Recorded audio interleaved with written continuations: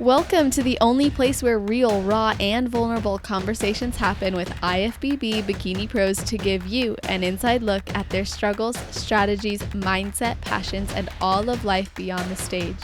This podcast is made to inspire, motivate, and remind competitors and the average gym goer that even the most extreme lifestyles and elite athletes have their ups and downs. Thank you so much for tuning in today. I'm your host, Celeste Rains-Turk, and now it's time for the Confessions of a Bikini Pro podcast.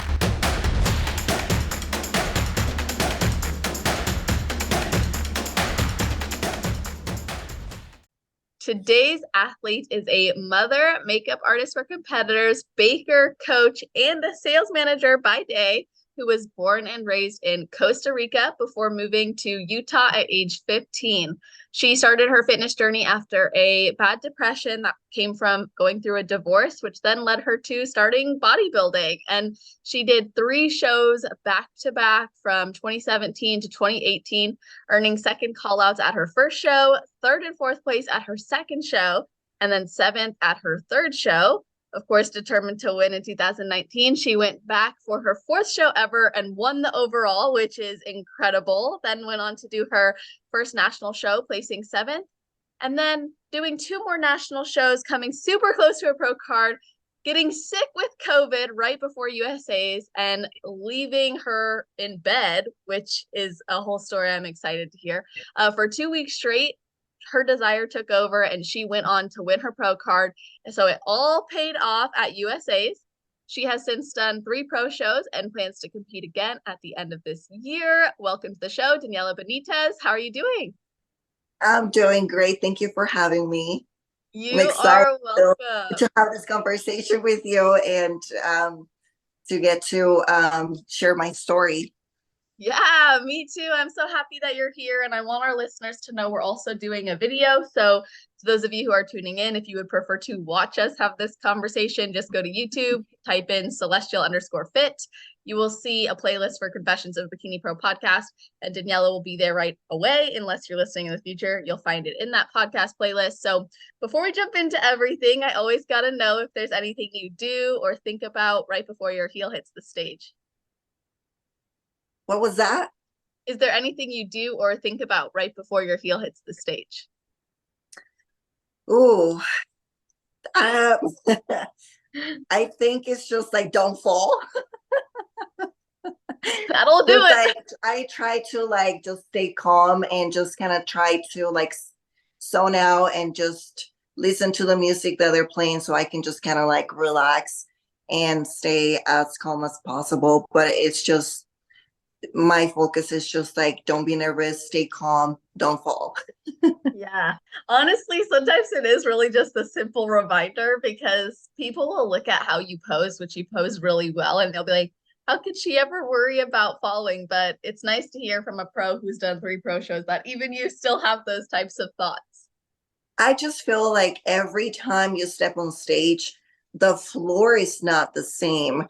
And sometimes it's uneven. Sometimes it can be like a crack. I've had like for my pro debut, my heel kind of got stuck in the middle when I was doing my transition. So I kind of like tripped to the side a little bit. And it makes you nervous because you're like, oh my gosh, I almost fallen. So like the rest of your routine is like you try to rush. You're just like, oh my gosh. But sometimes people don't even notice, those little trips that you have, but you can feel it. But Yeah. I think that's like the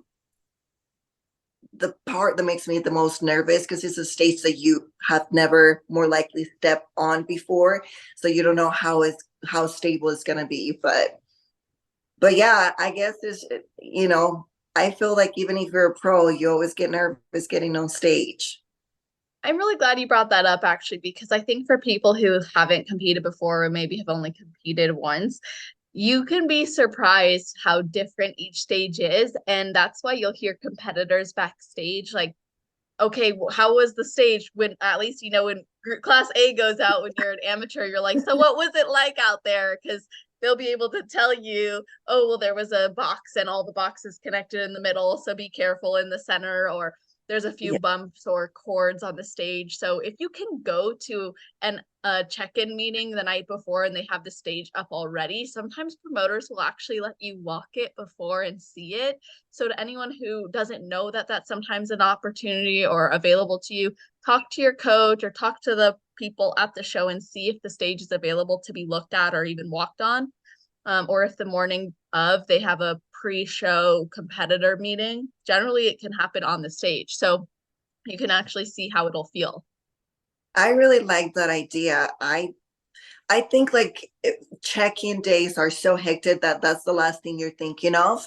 But in reality, that's where everything is going to be, right? On stage. So it's a great idea that you even mentioned that, I will do that next time for sure.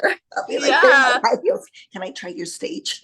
Yeah, I remember at a few of my very first shows, well, not my first, maybe my first show, but I know a few shows later, it was muscle contest shows mainly, and they would always let us walk on the stage, or if you can find where the show venue is and see, even if you can't walk on it the night before, at least you can look and you can kind of, oh, it's carpeted. Oh, it might be slippery from the people who are going to be oiled up before us, and that's not going to feel as good. So you can ask too, like, what's the carpet like? And generally, the people backstage will be very supportive, I've found.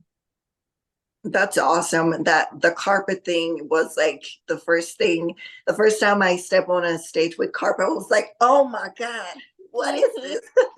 I've never practiced on carpet. So I was like, oh my gosh. And so that's one of the things that I focus on um, practicing whenever I do my posing. It's just like picking up my feet, Mm. instead of kind of like sliding or dragging my feet when I'm posing, just because if it is carpet, you're going to get stuck. Yes, that's So such a great tip. I love that because it's true. If you don't practice on multiple types of surfaces and you just get used to that one hardwood floor in the gym where you train and there's a big mirror, like it's important to practice in different scenarios or even on I found like practicing on tile where there's a bunch of squares, you actually get a feel for what if my heel goes into something or if it's not fully centered.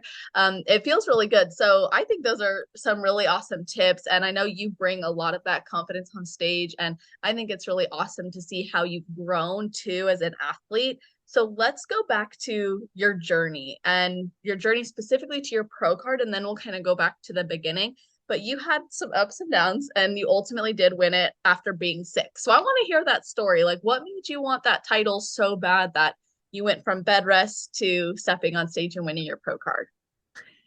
so everything started, from the year before where I got my first national show and I got first call outs and I got seventh. And so I was determined that the following year I was going to get my pro card. I was like, no matter what, I'm going to get my pro card. So that year I had started in December, the end of December for my prep so I can do USAs in July.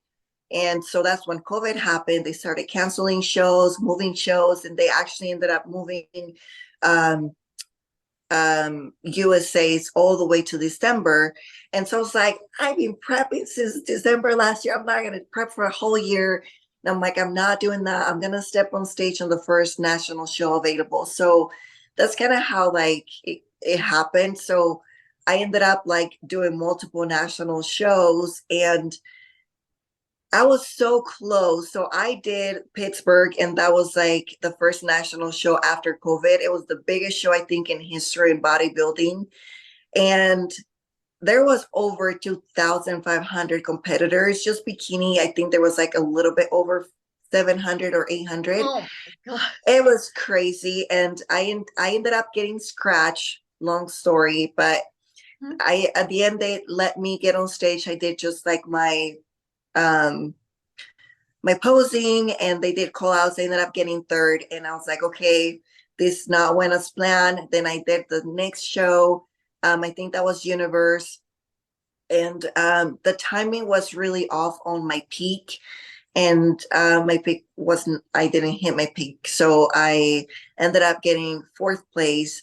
And so I was so close and I was just like, I'm like, I supposed to be getting better instead of like going backwards. I was so determined to just get my pro card. And so at that show, I was like, I told my coach, I was like, I'm going to do USA. So I'm like, I'm Yeah. doing it. I'm getting my pro card. I don't care if I have to prep till the end of the year. I'm gonna get it. He's like, okay, let's do it. And right there at that show, flying back home, I had gotten COVID. So that's when I when I came back and I went to the gym and I felt like off, but I thought it was because I was depleted and the whole flying and tired and exhausted. And I was trying to do legs and I just felt off, you know. So I was like, oh my gosh, maybe I'm pushing myself because I was flying the whole day, recovering from the day before from the show. So I was like, I'm just gonna finish this up and just let my body rest and just start strong tomorrow, Monday. The next day, I couldn't even get out of bed.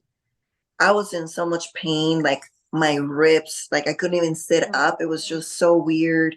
And like through the week, every day was a different symptom that I had.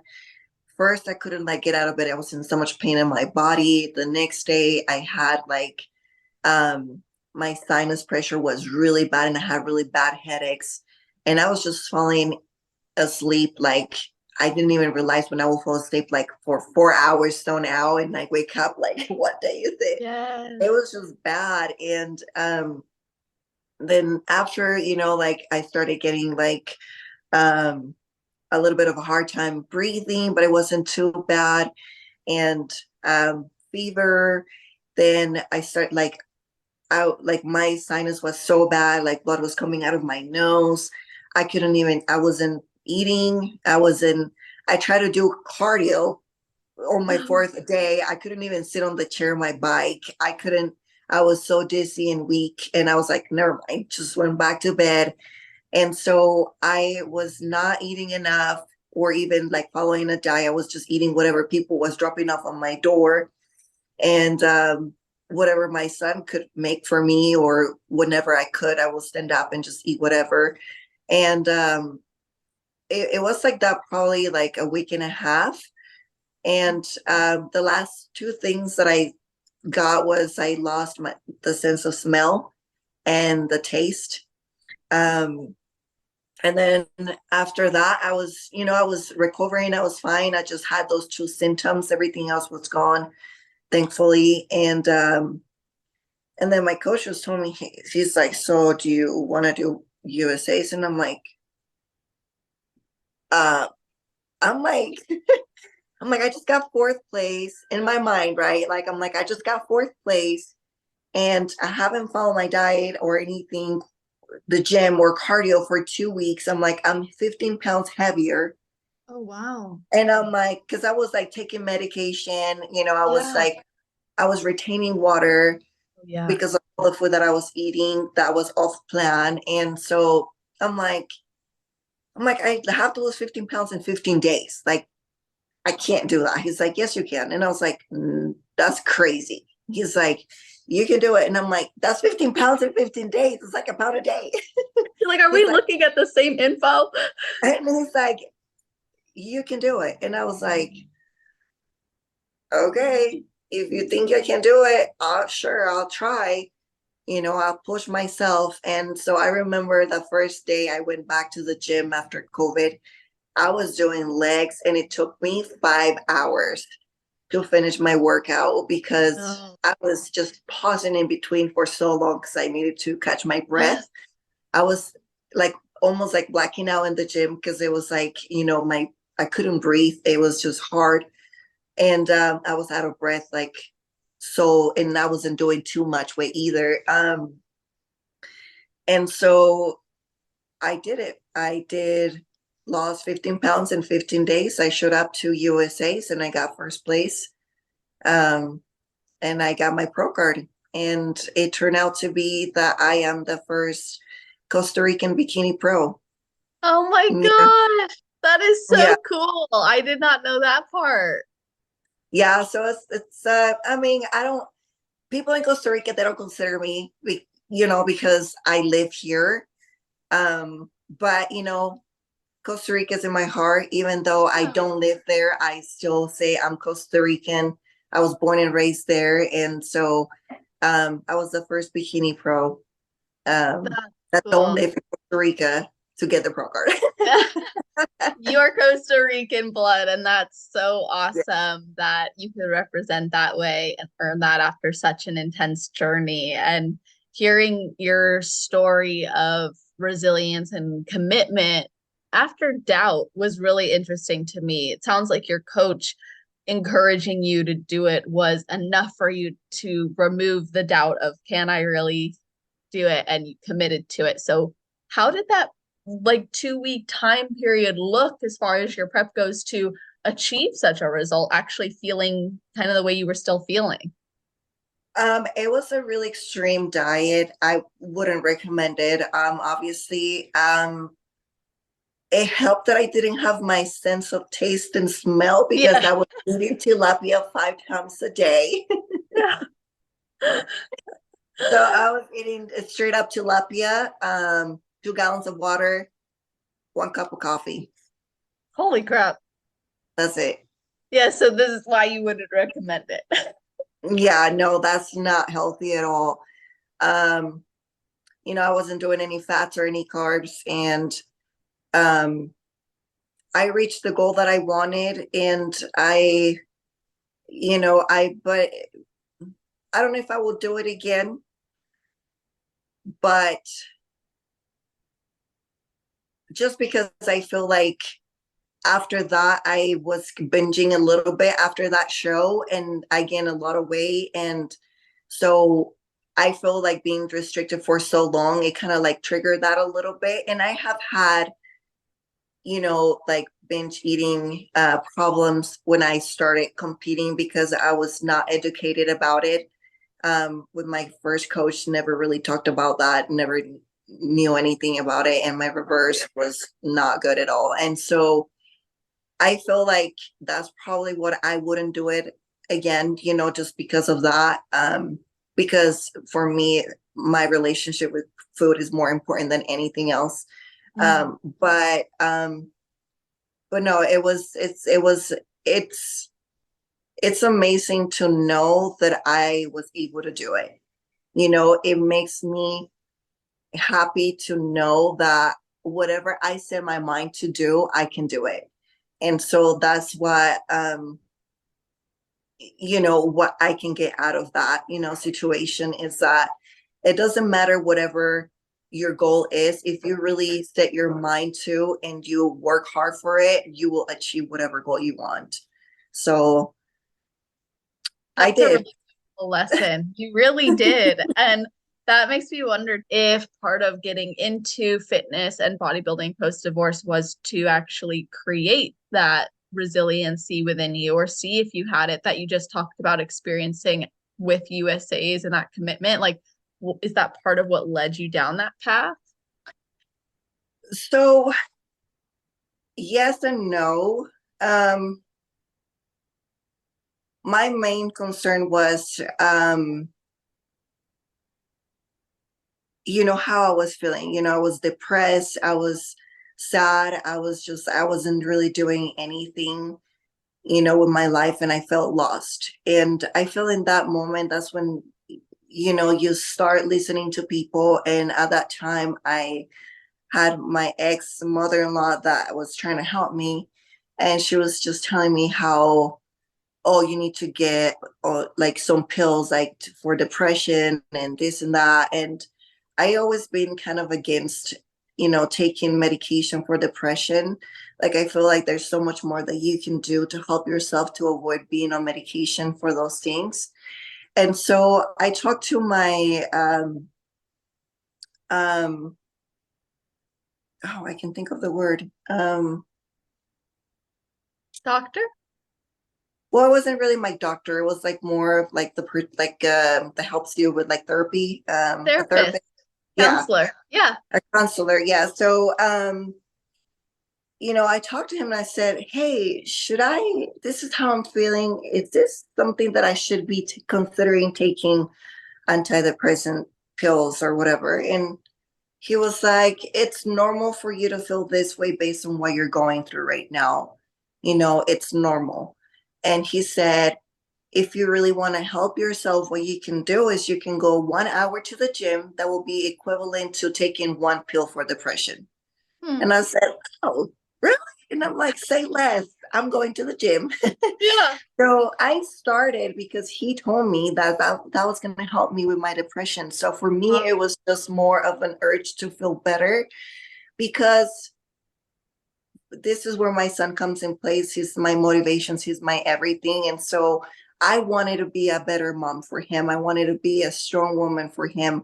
I didn't want him to see me like crying and depressed in a room and with no life, like I feel like that impacts your kids so much. And so I didn't want him to see me like that. I wanted to be a better mom, a strong mom for him. So I said, whatever it takes for me to feel better, I will do that.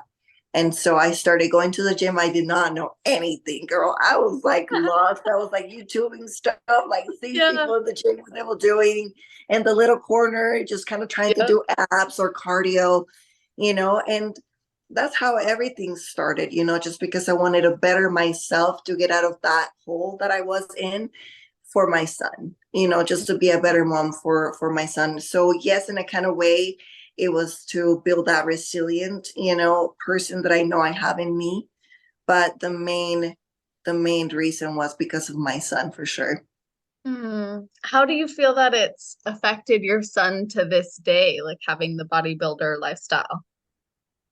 I he's like my biggest fan. He's always like Oh. he supports me. At the beginning, it was a little hard when I started competing. So the fitness part of it wasn't as hard, but like the competing because it's more strict, like doing cardio and being in the gym. So I will like sacrifice some time being with him. So like I try to like schedule my time around where he was I wasn't sacrificing time with him. So like I will go at 5 in the morning to the gym, 5 to 7 when he was sleeping.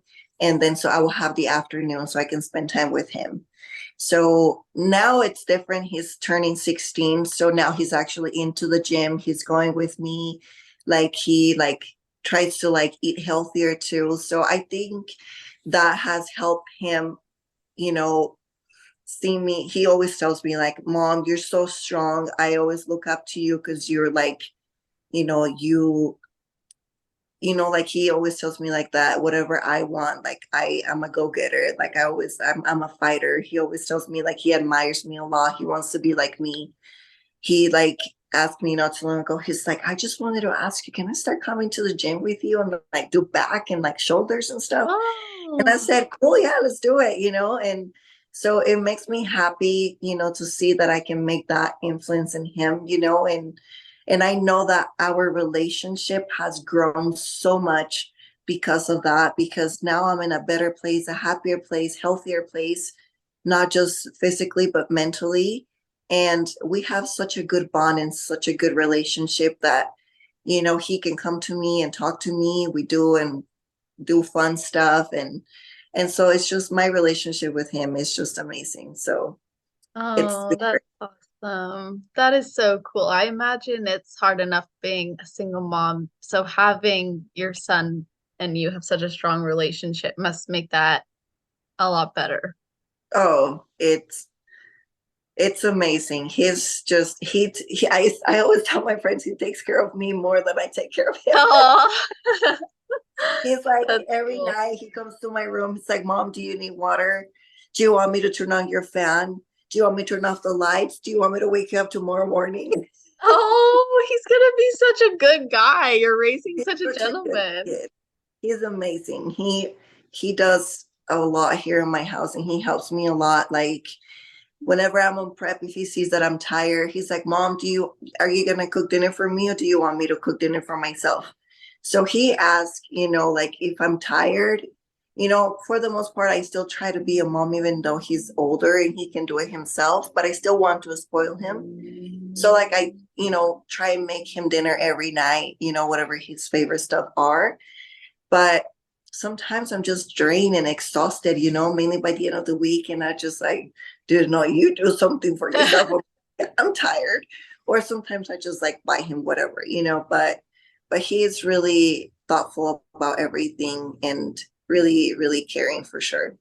Oh, that's so awesome. I think it's great you guys have that bond, and it's beautiful that you have really set the example. You wanted to improve yourself and your mood and your mentality. And when you started, how quickly did you start to feel better about yourself and life? It was like 6 months, honestly. My body started to change really quick. So when I went through my divorce, I lost like 20 pounds in 3 weeks. I wasn't eating. I was really depressed. It was really bad. And so getting back into the gym, like I have already lost a lot of weight. So like kind of building myself up and kind of like eating more normal. Yeah. So I started seeing results, pretty quick. Um, so it was like about 6, 7 months. And that I feel like the more results I was seeing, the more I was getting motivated to go and happier. I found myself like, going out more, like it's, not thinking about the situation of the whole divorce and, like I was focusing on other things that were more positive in my life. Yeah. So it was great. That is so awesome. Just that shift and that commitment to it as well, because you could have spent like a week and been like, nothing's happening. I'm not feeling better, but you kept going and you trusted that hopefully things would turn around. Yeah, no, I was, listen, I was not gonna not go until I felt better. Because the doctor said, the therapist said that I was gonna feel better. And so in my mind, it was like me going to the gym was like taking a pill Right. to feel better every day. So that was my mentality. I was like, no, he said that it was gonna work out. And so I'm like, okay. And so you're thinking, like medication, yeah, it helps you, but it's not something that is one day to another, like eventually will help you feel better. So that's kind of the way that I saw it, like it made me feel better every day.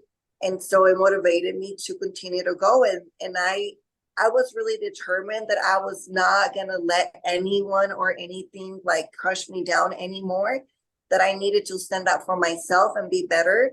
And I would needed to be strong for me and my kids. So at that point in time, I was like, it doesn't matter how long it takes, I will continue to be here. That's something I've appreciated about your content as well, is there seems to be a consistent message of self-love and improvement and being there for yourself and committing to yourself. So did the fitness lifestyle and this change in your life inspire and spark that, or was that something you'd been working on throughout your life even prior to the divorce? So actually I was one of those girls that was really um self-conscious and didn't love myself before I started fitness. I feel like that's a lot of girls out there right now. Um, and I think a lot had to do with like my relationship I had with my ex-husband. It made me feel that way, but I also never really did things to fix how I felt either. And Mm. so I feel like I started my journey and I started like feeling better. Um, And I was never so much focused on that, but I felt like after I went through like my binge eating and gaining the weight after looking so good for a show, that's when I started focusing more on the loving part of like yourself. You need to love yourself in every stage and every process. That's what I always like to post. If you see on my social media, I post a lot, not just when I'm ready to do a show, but I post on every season, like when I call it my um, bootylicious season or my fluffy season or my extra juicy season, whatever it is, but I love myself on that season as well, as much as I love myself when I'm ready to hit the stage. And I feel like that's something that I always told my girlfriends, and I always try to remind them how beautiful they are, even if they don't have a six pack or striations on their shoulders or, a bubble butt that is just straightened as well. You know what I mean? So Yeah. I tell them like in order for you to like show that beauty on yourself, like you have to love yourself first. And sometimes people don't realize that they feel a certain type of way, but other people don't see you that way until you actually bring it up, like, so like sometimes people say like, oh, I feel fat, or look at this, or look at this, or look at this. And you're like, well, I didn't even notice that. I saw you Yeah. look great to me. And I'm like, okay. I'm like, stop overthinking. And I'm like, and I always tell my girls, and I'm like, girl, enjoy yourself right now and be happy right now, because you're eating food whenever you're in prep, you're not going to, and you're going to be miserable. So enjoy this phase, be happy, love your body. And one thing that I always tell every girl that it's a bikini girl or into like bodybuilding, you have to have, I will say, like two closets: your Yeah. off season and your prep season, because you are not going to be able to fit in this, when you're in prep on your clothes, when you are on your off season. And that's okay, right? But you don't want to like get messed up in the head trying to fit in your clothes, because you're gonna like feel bad about yourself for not fitting on those size 0 shorts on prep when you're Yeah. like a size 4 on off season. Yeah, absolutely. So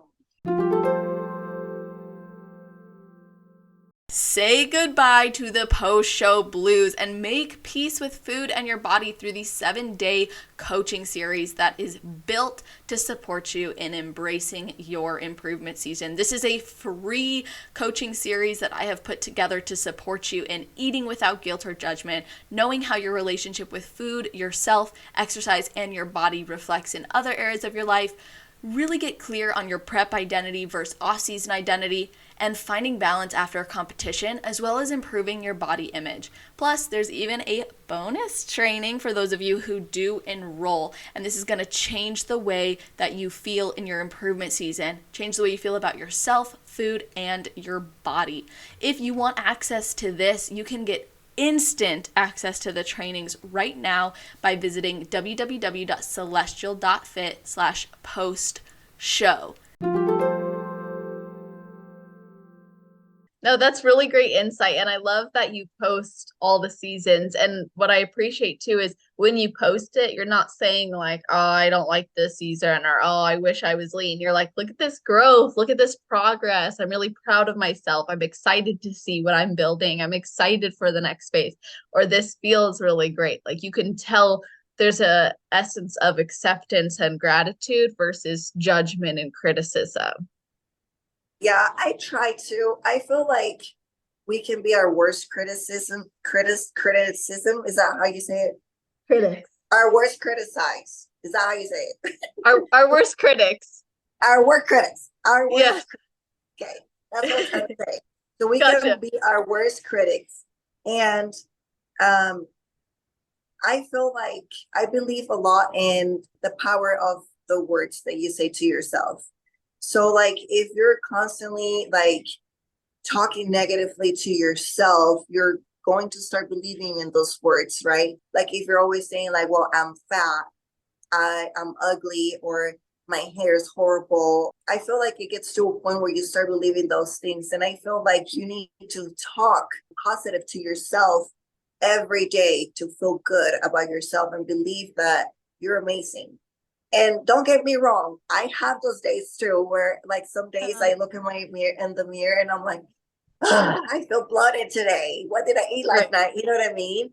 But I think that's just normal. Like our body's not going to be perfect every day, because we have a different day every day. We go through stress from work.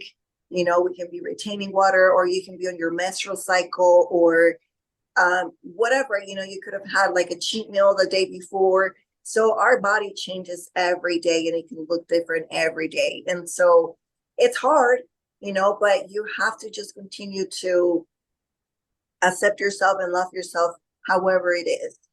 And so I try. I know I'm not saying I'm perfect when it comes to that, but I try my best to talk positive to myself and love myself.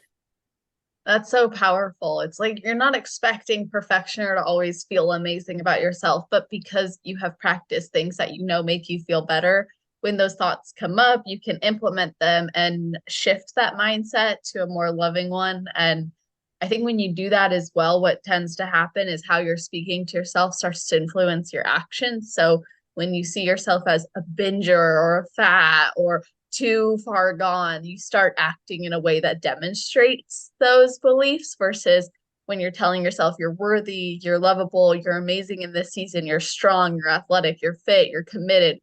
You'll start acting like a strong, fit, committed athlete.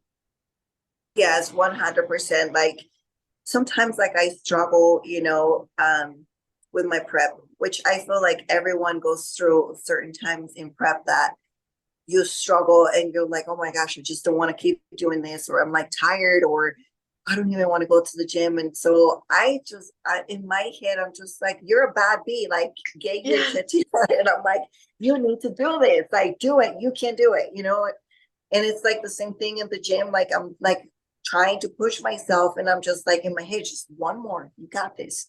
One more. Like I talk to myself, people probably think I'm weird, but it's like, and sometimes I like talk loud, and I'm like, you got this. Come on, come on. Like I'm just like pushing myself to do it, but it's like cheering myself on because I know I can do it. And if you don't believe in yourself, like who else, And so, I always try to like talk positive to myself, push myself, and try and stay positive. I know that I have days where it's not like that. And so I try to listen to affirmations or read positive things or listen to podcasts that is going to help me kind of light up those positive thoughts again and get rid of those negative thoughts.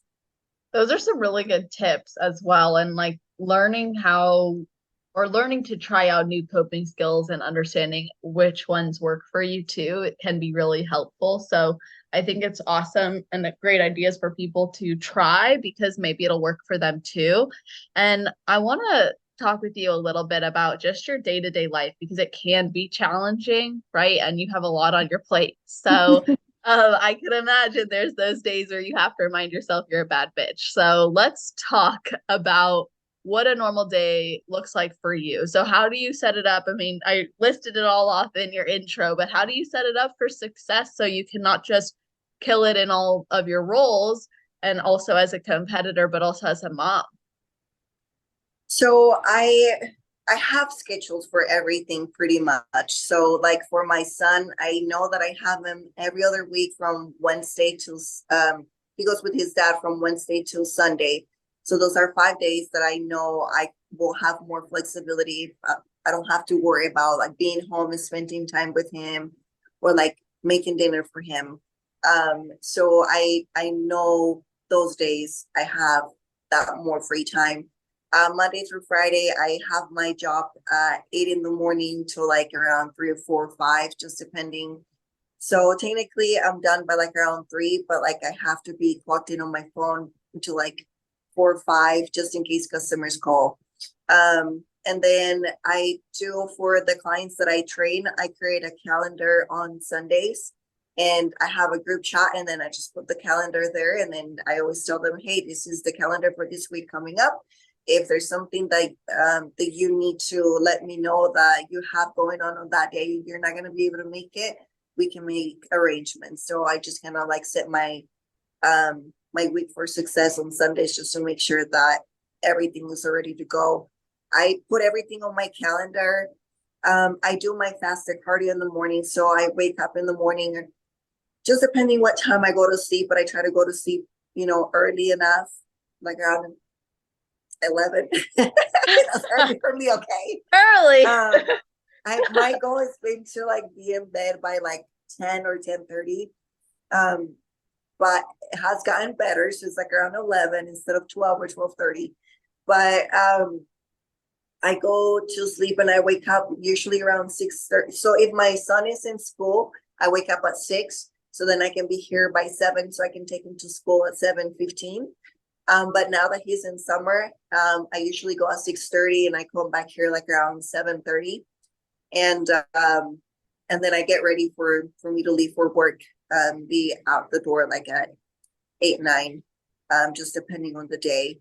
And so I I'm grateful that I have a company that sponsors me with meals. And so I just kind of like, have the meals already made. So I just kind of like measure them and put them on my backpack just for the day, just to be ready for the day. And then I just come back home, eat my pre-workout meal, and go to the gym and do my workout.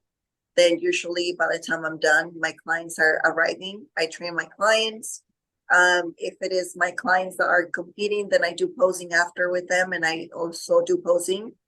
And if it's not, then I usually they leave, and then I just stay and I do my posing, and then I finish my cardio, and then I come home and I usually try to incorporate recovery. So I do like a Epsom salt bath, or I need to be better at stretching.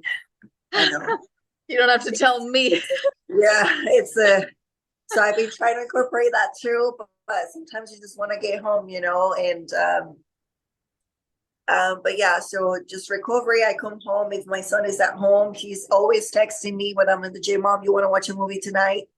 Aw. So if he's home, then we sit down, we eat dinner together, we watch a movie, and then we go to bed.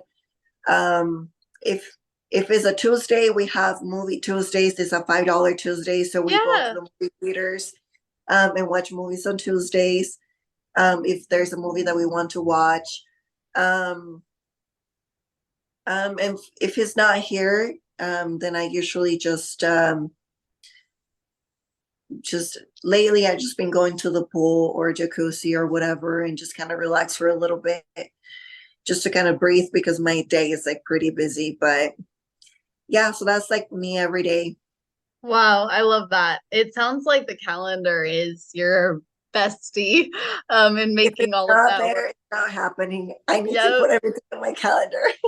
I'm the same way. Like, I will put date night in the calendar. I'll put a random nap sometimes if I know I'm gonna need one, especially in prep mode. It'll be like, hey, even if I don't nap, I'm gonna breathe or go for an extra walk or call a friend. Because if we don't block that time out, it's amazing how quickly our time can be taken from us. And I like to explain to people that if you strategically create your day, as you've just described, you're now creating most of your life, versus if you just don't plan, don't create it, don't schedule, what happens is you'll wake up and whatever demands your time will get it, versus having control over where that energy goes. So it makes sense why you're able to prioritize and capitalize on these different roles that you have, because you're dictating how that looks.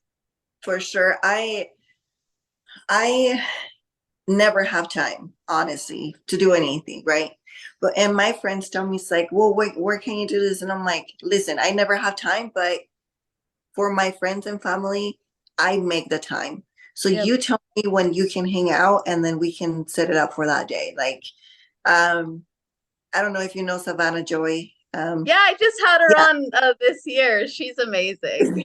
yeah, I love her. So we've been trying to like work out together, and we live pretty close, but we never see each other because our schedules are crazy, right? So we're like, oh my gosh. And I'm like, what can you do this day? And I'm like, well, no, I can't do this time, but no, I can't do this time. But I'm like, oh my gosh. I'm like, what about this day? So like we've been planning to hang out for a long time. And finally we were able to we did like a day, like we got our pedicures and we had lunch together.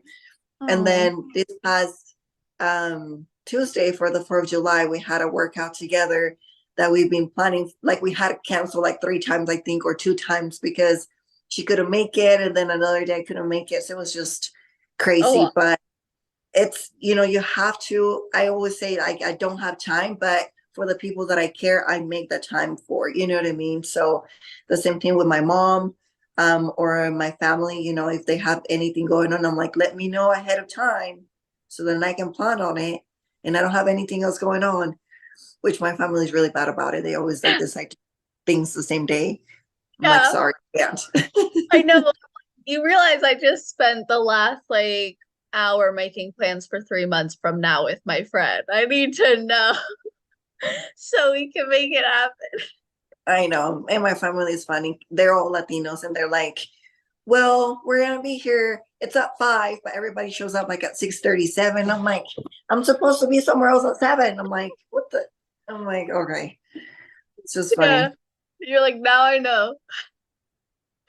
So let's talk about your work as a makeup artist because I would love to get some tips from you as well for some listeners. So first of all, what inspired you to do makeup for competitors? And I know you do other types of makeup as well, but I understand you primarily focus on that in Utah.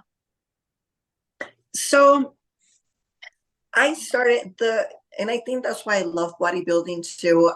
Since I was little, I always loved makeup and I always loved the transformation. Like when I was little, I always remember I said, I'm going to own like a hair salon and just do transformation for people just because I want to make women feel beautiful, right? Make them more beautiful than they already are, right? So, um, with makeup, that was one of the things that I loved about makeup. I started doing makeup when I was like 15, I think 15, 16.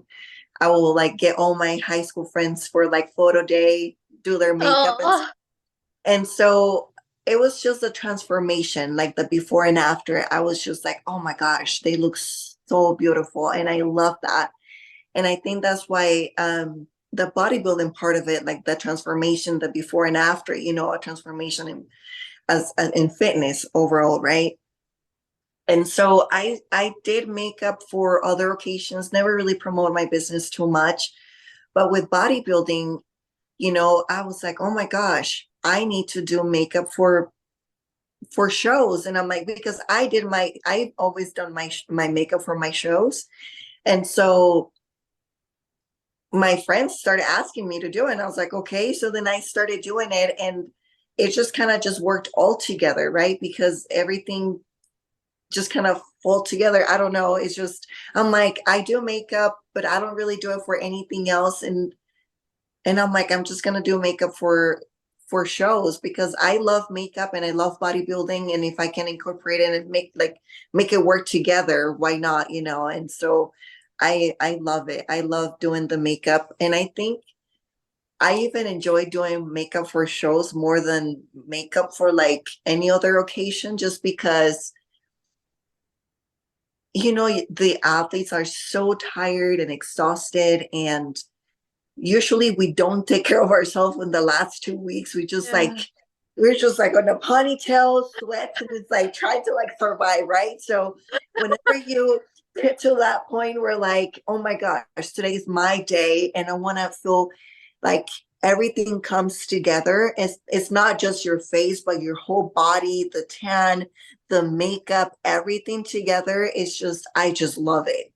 It makes me so happy, and it makes me even happier when I see the girls loving their makeup and feeling beautiful, mainly for girls that usually don't do their makeup. They see themselves and they're like, oh my gosh, I don't even recognize myself. Yes, that's But I feel that way usually at shows. I do my own makeup now, but I'm thinking I'm like, oh, sometimes I love to do it because it's so relaxing. You're just like you get your moment alone.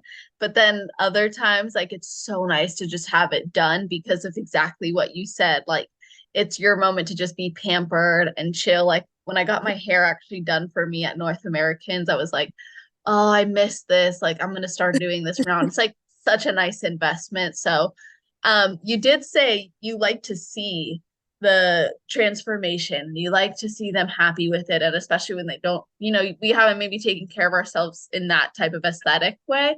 So, I think a lot of times competitors can be actually afraid to advocate for themselves if they don't like how the product actually looks when they're working with a makeup artist. So, from your perspective, how could someone address that type of scenario in a way that's still respectful to the artist, but also gets across the point that they want something to be changed? I feel like that has to come from the makeup artist. Hmm. That's something that I do. I always make them feel comfortable enough to where they feel comfortable telling me if they didn't like anything, or like if there was something that they didn't like. So like I always tell them, I always tell them, do you have an idea of what you want your makeup to look like? What's the color of your suit? And if they send me a picture that I think it's not going to go well with their suit, I always tell them, I think this is not going to be good because of this, this, and this. And usually they're like, and I always tell them, but if you want to do it, I'll do it, but if they're like, oh, you're right. Actually, what do you have in mind? And so I give them ideas and they like those ideas. Sometimes they just don't know, right? And they just tell me like, hey, you know what? I trust you. I've seen your makeup on your page and I trust you. Just do whatever you want. And I said, okay, cool, say less. Yeah. So and I tell them, listen, the first thing I tell, like, after I have this conversation, I tell them, listen, if there's anything that you don't like or you want me to add more, on your makeup, please let me know so then we can fix it right now. I don't want you to go on stage not feeling beautiful or not feeling confident because your makeup is not how you want it. So they're like, oh, okay, no, yes, I will let you know. And so I feel like me saying that, it gives them the reassurance that it's okay for them to speak up if they don't like something. Um, but that's the way that I see it, because again, not a lot of girls feel comfortable like just saying it. But if you say, hey, it's okay if you do, it's more likely for them to feel comfortable to say something.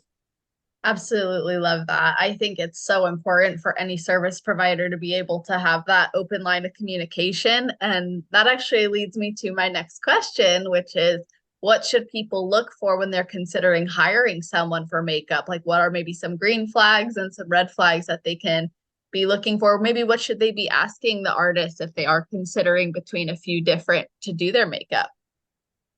I think just like I think the work of a makeup artist speaks for itself, right? So like if you go to this person's makeup page, and you see the makeup in there, and if you like it, if you think it's a good job, then great, right? Um, One thing that I look into is on makeup artists is that they don't use filters whenever they are promoting their makeup because I mean anyone can look good with a filter. Mainly if you have really like professional makeup, and if you add a filter on top, it looks really good. Um, I do sometimes add filter to my girls, but it's a really natural filter, but it's just more for a video. But when I post like actual pictures, the before and after, I don't add filters, just so people can see it a little bit better. And I don't know, like I always, what I would recommend is just ask people, right? Like, hey, how was your experience with this makeup artist? Did you like your makeup? Did it last long? I think like talking to people that have gotten their makeup done with this specific artist can say a lot about it. I also, one thing that I will, say is like if it's like like a really big makeup artist team or whatever, and there's one specific person that you like, right? And but there's different people doing the makeup. If you want to specifically like one person, just make sure that you're scheduling with the person that you want that is doing those makeups that you see on their page, right? Because they can be posting only one makeup artist, which is the best one right here, but then they kind of have like other ones that are just kind of like backup when they get overflowed, girls. And Yeah. so they might not be posting the work from that makeup artist, if that makes sense. So like if you're scheduling with someone, just say, well, this is the person that I'm doing that I want my to do my makeup with. Is this the person doing my makeup? And more likely they will tell you yes or no. Um, I know that I've heard about, I'm not saying names, but I know that sometimes, I have girlfriends that, well, I schedule with so and so, but somebody else ended up doing my makeup.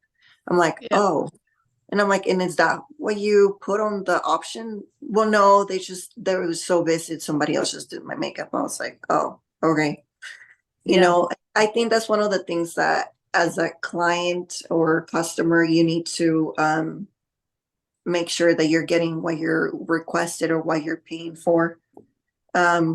I'm such a small business that you're just gonna get me. Yeah. So, but yeah, I think those are like the few things that I will say, that I see. There's a lot of makeup artists out there that I follow that I think they're amazing and they inspire me for sure too, with my makeup that I do with my girls here. But there's a little bit of everything out there. And so I will say those are the little things that you kind of will say, just make sure that they're not using so much filters on the stuff that they're posting or promoting and filters and stuff like that. But because you want to see how it really looks, right? Because you're not going to have a filter on stage. Yeah, which is also good insight. Like if the athlete is tagged, maybe go to their page and check to see what did it look like on stage or in their recent photos and Exactly. get an idea because sometimes you'll be surprised. It's like, oh, it's like shining in a particular way, or their eyes look really big or really small. So it's little things that you can look out for. And I love your tip too about how you got to make sure you're working with the artist you want to. That's a great tip. I hadn't heard that one before, but it's so true because that's such a common problem. And I know you do your baking business as well. And I was thinking this probably goes pretty hand in hand. I know you mentioned before we started recording how successful show weekends can be for you. But how did you get into the baking side of things and how does it kind of coexist with the hair and make or the makeup? So I don't think it goes anything to do with my makeup, but it is kind of like a side business that helps me for bodybuilding because that's the main reason why I started doing these things. Well, not the makeup. I incorporated the makeup into bodybuilding just to kind of put everything together. But my baking, so I started baking. I will spend a lot of time by myself at home when I was married. So I just baked all the time. So I just taught myself how to bake, because I love Mhm. sweets. And so I was like, oh, I'm gonna try this and I'm gonna try that. And so I do bake cakes, cake pops, cupcakes, cheesecakes, like you name it, I know how to make it. And so I will always will be the person that will bring stuff to parties and stuff. And all my friends and family love my treats all the time. And so when I started competing, I couldn't really afford it too much, when it came to doing national shows because it was out of state and everything else. So I needed to find a way to kind of help myself make extra money for these shows. And so I know that a lot of my friends, because whenever my friends will do a show, I will bring them a treat or whatever. So, oh my gosh, if you will make this, I will buy them, So it just kind of popped in my head, maybe I will make this. And so I kind of slowly started making treats here and there and selling them, and people will buy them all the time. One time I wanted some brownies, and I was like, I can make that, And Nice. so I was like, okay. So then I started coming up with ideas, and mainly I think all my amazing brownies came up when I was on prep.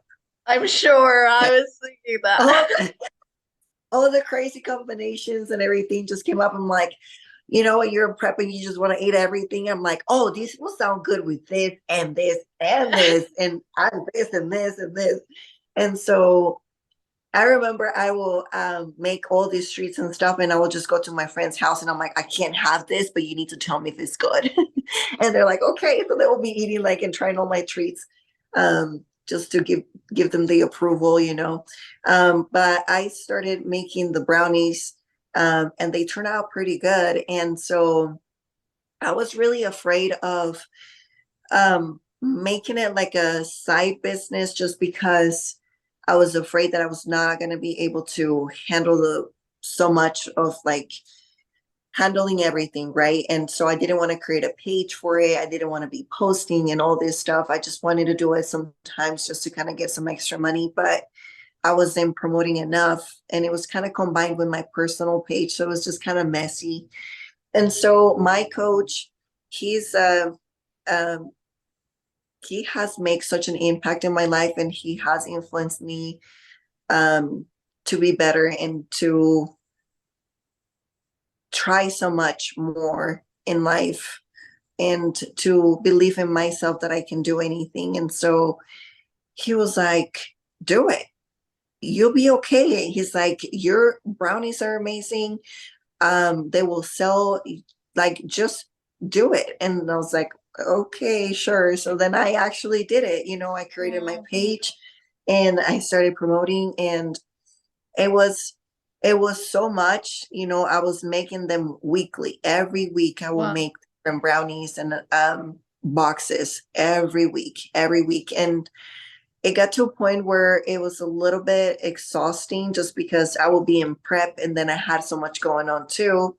Yeah. And so I was like, okay, I don't have a life. And I'm like, I feel like I'm always working, and then I'm like training, and then cardio, and then on the weekends I'm making brownies and chipping them. And I'm like, it's too much. And so I just kind of slowed down on that. So I just kind of put on my page that is just kind of like temporary, and whenever I make a drop, I make a drop, right? So but that's how I started. I just needed to make extra money for my shows, and people love them. And right now I just make them mainly for like all the shows in Utah. um and I also make them for bigger shows, like for USA's. I'm going to be making a box for sure, because I already have people reaching out to me. And usually I've done for the Olympia, I've done boxes too. I did last year and the year before too. Nice. um and for what other shows have I done?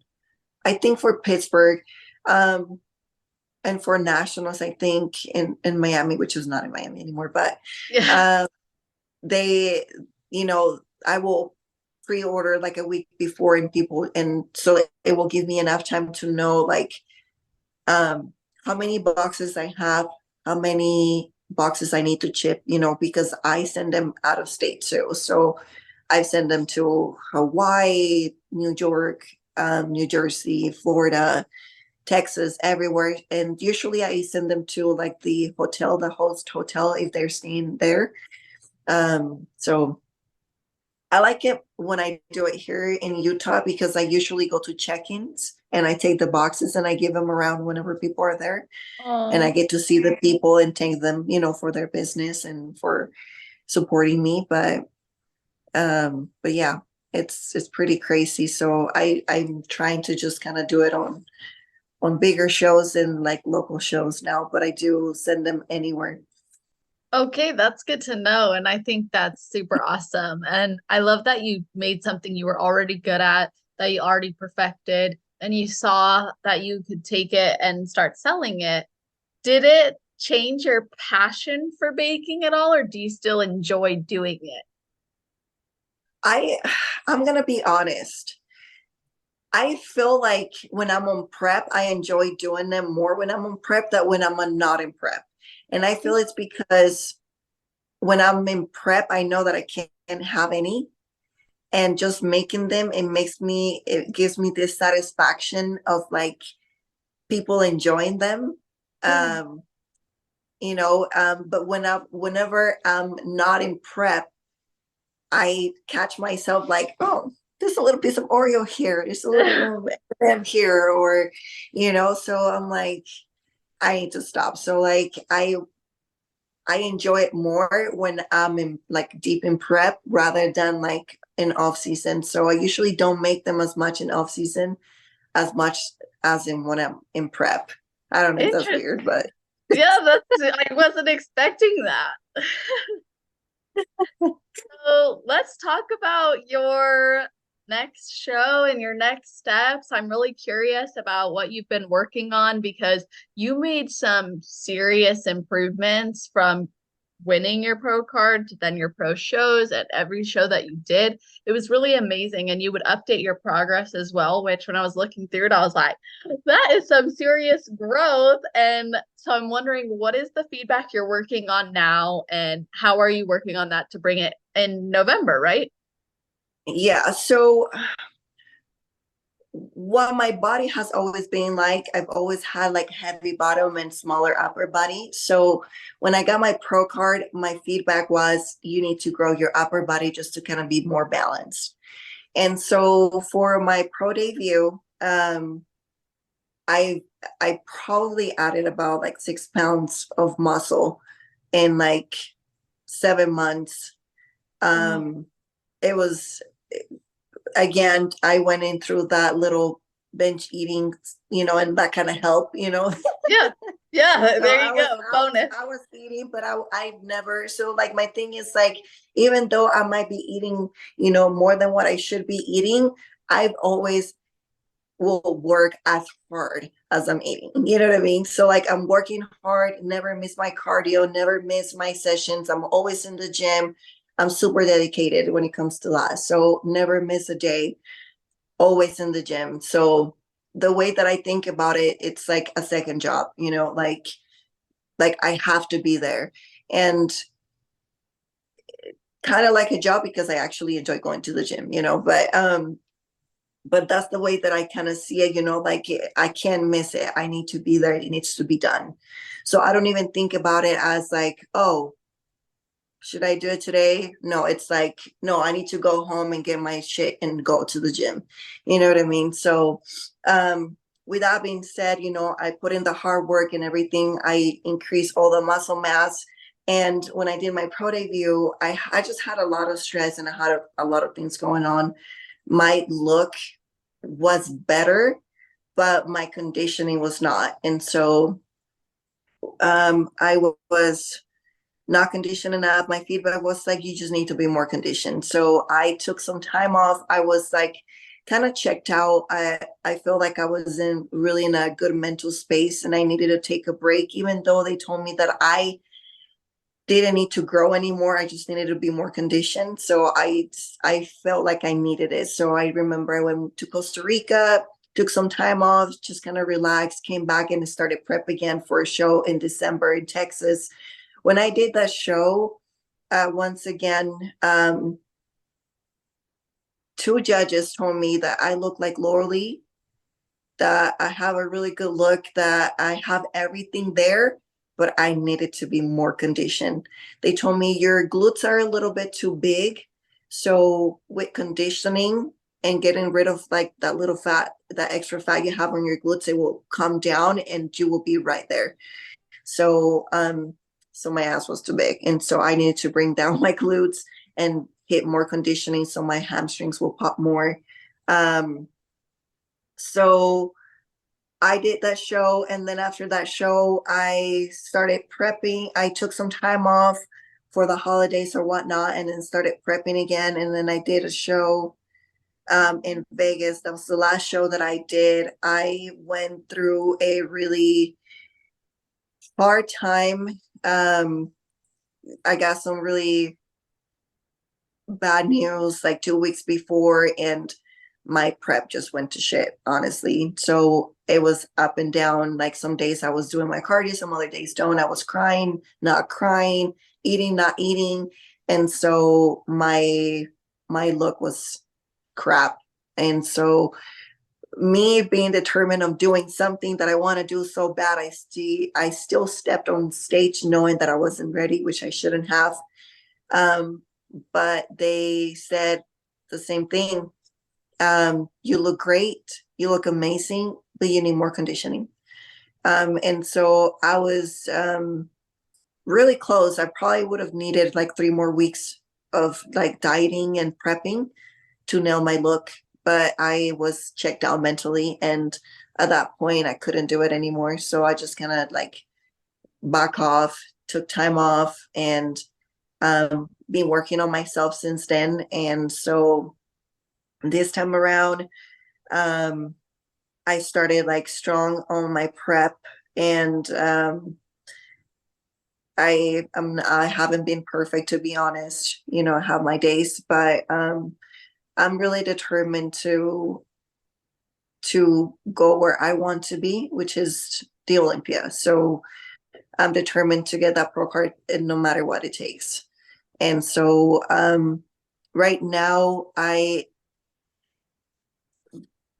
the amount of muscle that I have right now compared to like my past two shows is insane, because I don't even know how I'm getting leaner, and like my weight is still 145, and I'm getting more condition and more condition. My weight has not changed in the past 3 months. Probably, yeah, I probably, since I started prep, I've dropped probably like 5 pounds, but it's just insane. And my back has improved so much, which is the part that I needed to grow the most, so I can balance my bottom half so my glutes didn't look as big. So my glutes, I didn't need to grow them, but I a little bit more detail, like my upper glutes. Definitely something that I struggle with is my hamstrings. So I definitely been working on my hamstrings and doing more isolation workouts for my hamstrings just to focus on that. And posing, performing, you know, like that's one of the things that is going to help you the most whenever you get on stage, right? So, where my goal with my coach is to hopefully do a show in August 12th. Oh, August. Yeah, so it's around the corner, but we don't want to rush things. So if I'm not ready, we're not stepping on stage, because this time around, whenever I step on stage, I want to be lights out and I want to be undeniable, because I don't think I have ever hit my full potential on stage. Like, it's always like, you need conditioning, you need this, you need that, lower your glutes or whatever. I honestly believe, and my own coach believes as well, that if I'm on point with conditioning and on peak, like, I will be able to win. So if he believes, I believe. Yes. Yes, you are amazing and you do look incredible. And for not bringing the conditioning you needed, you can still see that incredible shape. And I thought the same thing. I was like, this girl looks like Laura Lee from the back, especially even from the front, though. Honestly, I'm like, you guys have a really similar physique and shape. So it'll be really cool to see what you've been working on and have that revealed. And also, I really hope you get that goal of going to the Olympiad. I love to hear how supportive your coach is of you and of that goal, and really believing in you and pushing you so that you can achieve it. It's also super awesome to hear about your body composition as well, and just staying focused despite not seeing massive weight changes. You're able to recognize you're still better. And one of our listeners wanted me to ask you, how does your training and nutrition look in a prep versus an improvement season, if there is any difference, to help you garner a lot of that, a lot of the results that you have gotten? I think my coach is gonna hate me for this, but he is really good when it comes to like getting you where you need to be, and he's really strict, in my opinion, when it comes to off season. I was literally eating the same stuff that I was eating in prep. I was eating on my off season. He added some other stuff that I'm not allowed to eat on prep, like a banana. Um, what else? I think that's pretty much it. Or like almond milk, like things like that, you know, like, but he doesn't really let me do like protein shakes during prep. So like I'm able to do that on my off season. The thing is, like, because of my binge eating, I know how to recognize it, and I know what I need to do to avoid it. So then if I, like, one of the things that he tells me all the time to avoid, which I've been better about it, but I still do it, is like having sugars. So like he will tell me like, don't, like if you're gonna have a cheat meal, don't have any cookies, don't have any sugars, don't have any sweets or whatever. So I will try to make myself, because I bake, right? So I try to make myself like healthier treats. You know, you see on Instagram a lot of like banana oatmeal bars with like sugar-free chocolate chips, or I make like protein bowls with like peanut butter and oats and things like that that can help me better, you know, to better help me stay on track and also like enjoy something sweet. um I sometimes do protein bars on my off season, whenever I'm craving something that helps me. He doesn't like it, but I sometimes still do it. I tell him, he gets annoyed, but it is what it is. Yeah. I'm like, I'm in off season, let me enjoy a protein bar, okay? Yes. But he does have like a really, like there's a reason behind it, right? So I do a lot of like, when on my off season, we do a lot of like carb cycling. So whenever we want to focus on a specific part of my body that we need to grow, like for example, whenever I was trying to grow my back, we would be like carb cycling, and I will have high carb days on back day, just to focus on and pushing all those carbs whenever I was doing back day. But then he also, you know, will let me do like my cheat meal once a week, you know, like certain things that I will have. I always try to, I've learned through the years that it's always nice to learn, like enjoy, but also be mindful. That's what I always tell my clients. Go ahead and enjoy a cheat meal, but be mindful, right? So what does it mean being mindful when you're having a cheat meal? Is like, okay, you're gonna go and have a burger, don't have a burger that is gonna have bacon and avocado and cheese and all the fat on the meat, right? So you're already getting the fat from the cheese, getting the fat from like the bacon and the mayo and the avocado. So like just pick one fat. So I always tell them, stick to the healthiest fat. I'm like, don't do mayo, don't do sauces. And I'm like, try to avoid pork. So don't do bacon if you can avoid it. And then just do like a nice hamburger with like all your veggies and avocado. And I'm like, and your fries. And like enjoy it. It's still gonna be delicious. You're still gonna enjoy it. Or sometimes like instead of going and having like pizza that has like a ton of like cheese and fats, go have sushi. You know what I mean? Or if you're gonna go and have a steak with like a sweet potato and enjoy like maybe like a roll of bread, instead of having like a loaded potato with like sour cream and bacon and cheese and all this stuff, you know? So it's just like more on top of like more stuff. And so I think that you can still enjoy certain things, but just be mindful or just don't overdo it, right? So I tell my girls, hey, you want to have a dessert for your cheat meal? Okay, just don't go crazy. And I'm like, instead of like going and having like 4 crumble cookies, just go to I don't know what it's called and where you live, but here it's called Menchie's or Yogurtland, where like you can have a frozen yogurt and just do fruits. And I'm like, that is still something enjoyable and something good and something sweet, but it's not as bad as like having like a bunch of crumble cookies, you know what I mean? So Yeah, like just be mindful of those things. definitely. It's like much better to have one than it is to have like 10 or four unenjoyable or mindless ones. It's like just understanding what's going to work for you and be best for you. And trying new things, I think, helps you track that data and understand like what feels good physically and mentally. For sure, for sure. I think like what I struggled the most before is just like post show. You're so excited to have something.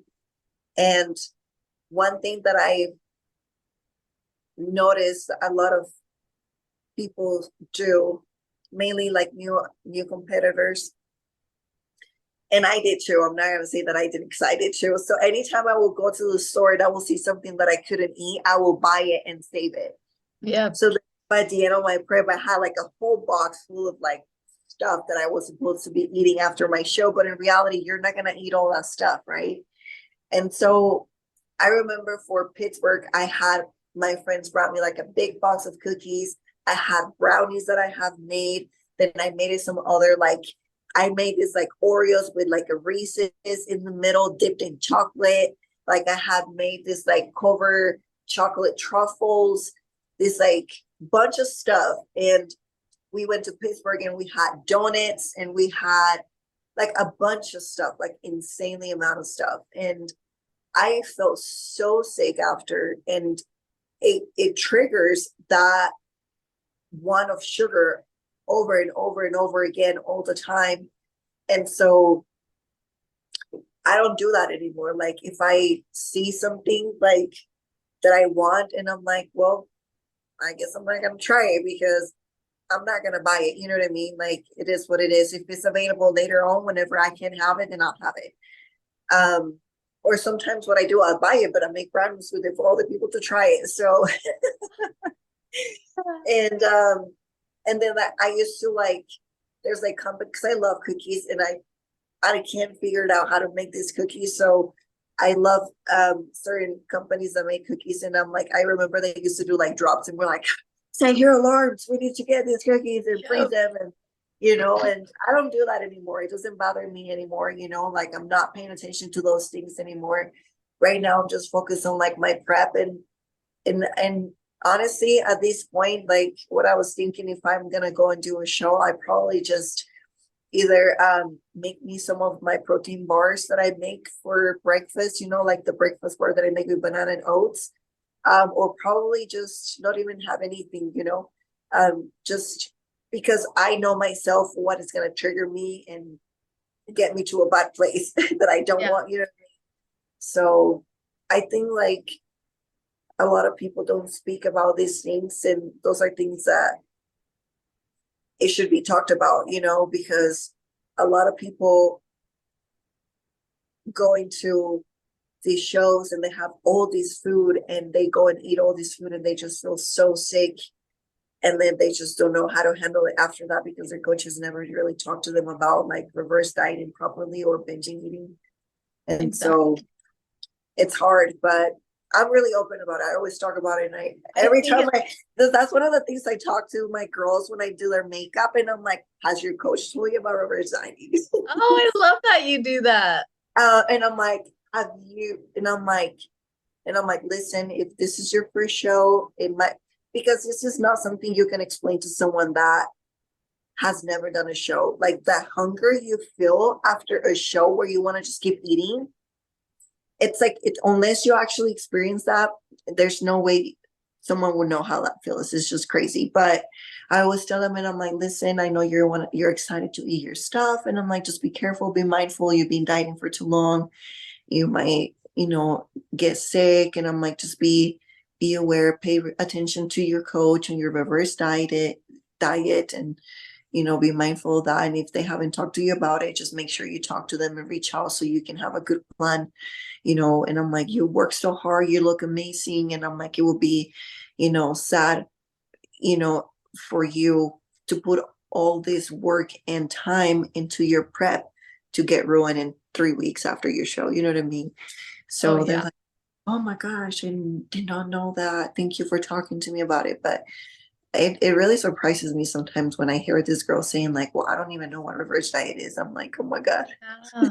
I didn't know my first show, and I think it's awesome that you tell them because we learn from experiences. And if you guys are new listening to, and I'll mention this to you as well, Daniela, but I have tons of free resources for competitors on mental health. That's my specialty. So if you guys are looking for resources, you can check out my Instagram or you can go to my website. I have like a free food relationship coaching series. I have a free post-show blues coaching series. I have a free competitor card deck that can help you in any season. So there's resources out there. I'm always happy to provide them. So if you're listening and you're needing help or you're struggling or you want to be prepared, let me know. I'm happy to send you guys some blogs on it or even more resources. But Daniela, that's some really great insight. And I love how you advocate for them. And I want to ask you now for your best advice because you've given us a lot of great insight. So give me your best advice for someone who has never competed before but would like to, and then your best advice for someone on their road to pro. For someone that has never prepped before, first off, I will say do a really good research on choosing the right coach that fits for you. Someone that you feel comfortable speaking with and can trust, or at least feel that trust at the beginning. Someone that is approachable, someone that you're not going to feel like intimidated by to talk to them or ask questions. Also, just have a strong reason why you're doing it, right? Because some people just do it for the heck of it, but if you really have to have like a strong why, so whenever you want to quit, you actually think about that why and keep pushing. Bring that motivation back. Also speak to friends that are in the same industry, so you can understand that whenever you feel like, those days that we're not doing as good or we're not doing as well, that it's okay, that we all go through that. It's okay to feel like sometimes you feel like you're not pushing hard enough or you're not doing well. And I feel like a lot of times when you're in prep, mainly your first prep, you're always doubting yourself. Well, that's why there's such a good quote out there that says, trust the process, right? Because you're like, sometimes you're changing, but you don't see yourself changing. And having someone that you can talk to and express yourself on how you're feeling outside your coach, it's always nice to have, like always like make friendships with like people that are in the same industry, bodybuilding. It's always helpful for sure. To me, that's like kind of like my therapy whenever like I'm like on prep and I'm like, talk to like one of my girlfriends. I'm like, how's your prep or how's yours? And then I say like this, and this. And she's like, girl, you're doing so good. I'm struggling with this, and this. And I'm like, okay, well, but you look good. And I'm like, bitch, we're killing it. We just need to Yeah. keep going. You know what I mean? Like, we just like, and so like, we try to motivate each other. We tag each other on cardio or whatnot. So having that support. And sometimes I feel like as a first time competitor, we don't have the support from our families because it's something new for them and something that they're not used to, and a lot of the times they don't agree with it. So it's nice to have those friends that are in the same industry. Just trust the process. Yeah. Focus on your goal. And if you fail one day on the process, either like if you cheated on your diet or you didn't do your cardio, whatever, the next day will be any opportunity for you to get your stuff done and be successful. So just because you messed up one day or one time, it doesn't mean that you shouldn't continue to do it. It should give you even more motivation to keep pushing harder, to not fail again. And for people that are on road to pros, I think that's a little bit more tricky. I will say one of the things that I always tell like my friends, it's like even Savannah Joy when she got the overall at USA's, I was like, Savannah, you need to jump into the first show as a pro. And I'm like, you need to have them look at you right now, that you're, you know, that you just got this overall. And I'm like, they know who you are. They just saw you win. I'm like, you need to step on the first show and get a feedback. And I'm like, feedback is really important, as a pro, to get where you want to be, um, to go to the Olympia and work on those things that the judges tell you. And that's it. Just focus on that feedback. And if you're wanting to get your pro card, uh, just don't give up. Just keep showing up. Love that. That's super Um, awesome. I just feel like I just feel like you can look great by yourself. Anyone can, but whenever you get compared to other people, that's the hard part, right? And so sometimes it's like who shows up to the shows, you know? And Yeah. so that's what you need to keep pushing and keep showing up and bettering yourself and work on that um, feedback that you get, right? So if you need to take time, then take the time to focus on those things.